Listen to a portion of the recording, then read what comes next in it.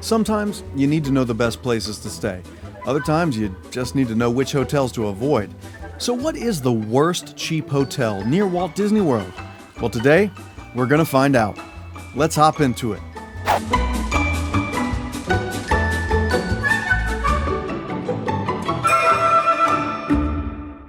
Hello and welcome to the Park Hop. My name's Jacob. Thanks for liking and subscribing. You know, everybody always wants to know the best ways to save money on a Walt Disney World vacation. Sometimes that means staying off property and finding a hotel that can be both comfortable and affordable, allowing you to spend more of your money on the things you enjoy inside the parks. That's why a while back we made a video all about the best cheap hotels near Walt Disney World. This time, I'm taking things in a bit of a different direction. Instead of showing you some of the best options to save money on your Walt Disney World vacation, we're going to be taking a look at what I feel is the worst cheap hotel near Walt Disney World. Now, before I tell you which one it is, a bit of a disclaimer. No hotel can ever truly be judged by a single visit, and that's the case for this one as well.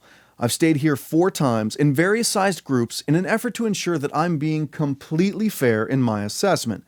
And though the Google reviews would disagree with me, this location gets 3.2 stars in the aggregate review, I think those reviews are heavily skewed by the low rates. And that's why I feel that it's best to tell you that when you consider what you're getting for the money, what your basic expectations should be for a hotel, and what you can get elsewhere for not much more, you should probably steer clear of this low-priced resort. The Saralago Hotel and Suites. The Saralago is a 614-room roadside motel along US 192 in Kissimmee and sits about 8 to 10 minutes east of Walt Disney World property and almost next door to Old Town in Kissimmee. Most of the rooms feature 2 double beds, although there are other available options. The hotel is billed in promotional materials as, quote, one of the most family-friendly and affordable hotels in the Kissimmee area. And you can't argue with it being affordable. Average nightly rates vary between $35 and $50 per night, and you can sometimes even find them for cheaper. Here you see the availability at the Saralago for only $24 per night, and believe it or not, I've actually stayed here for only $19 before tax. So, affordable? Absolutely. As for family-friendly, there's a case to be made. Again, looking at the promotional materials, you see the arcade, the pool, and the pizzeria in the food court. All of those are things that kids love. Additionally, the website refers to the beautifully appointed rooms and suites that surround you in contemporary style and comfort. Now, even looking at the promotional photos of the rooms, there isn't anything contemporary or beautifully appointed about them. And that's fine. If you've watched some of our previous videos, you know that the most important thing to me about a hotel room is cleanliness, not what it looks like from a style perspective. So when you stack up the Saralago's claims against the reality of your stay, what do you get? Well, to put it lightly, something very different. You've heard the old adage, you get what you pay for, right? Well, at the Saralago, you're paying almost nothing. And so I'd have to say the old adage rings true. Now, when you enter your room, you'll find the rooms to be a standard size with 2 double beds, a microwave, a mini fridge, and a TV. Now, I could go into greater detail about it, but here's the bottom line. I have never been comfortable while I'm staying at the Saralago, and here's the reason for it. The conditions of the rooms are so poor, both from a maintenance and cleanliness perspective, that you spend an awful lot of time wondering about the decision you've made. The rooms smell musty and feel humid. You see signs of moisture everywhere that you look. Here's a rusted door hinge with the pin partially removed. Here's the bottom of a clothes dresser that has signs of water damage and rot. This is a common theme, especially at or around the floor. But the moisture is not the only issue with the room. Maintenance is particularly poor. Not only did our air conditioner not work during one of our stays, our remote control had to be replaced twice. Now, those are minor inconveniences, I guess. But the maintenance issues also extend to the point of creating safety hazards. Take a look at this electrical outlet. It's no longer mounted to the wall, meaning the outlet is essentially only retained into the wall by the wiring itself, creating a shock hazard to anyone curious enough to put tiny fingers into interesting places. And from a cleanliness perspective, you're at least going to wonder about whether your surroundings have been properly cleaned. Now, the mattresses have obviously been around a very long time. The bed linens are, at best, old, and ours had what appeared to be some degree of permanent staining on them. Hard surfaces felt slightly greasy, like it's probably a result of the humidity, but it's still disconcerting nonetheless. Our shower had a very slow drain, which meant that by the end of your shower, you were standing in a moderate puddle. And for those of you who are still optimistic about your potential stay, did I mention the roaches?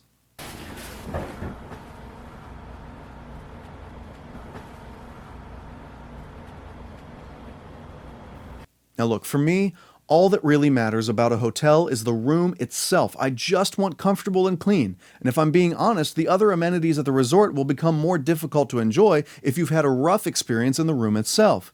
For instance, the Saralago has 2 pools and a food court, but I never actually bought any food there because A, it was never open when I went in, and B, if the food court is anything like the room, Now, one thing at a hotel you don't have to be too concerned about being particularly clean is the tennis court, but I'm not exactly sure how tournament-worthy any of these courts are. And finally, there's the resort fee.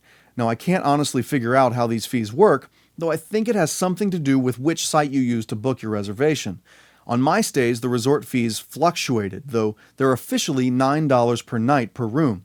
So while you'll likely get a good base price, you're going to pay a little bit extra to cover your internet and your resort shuttles.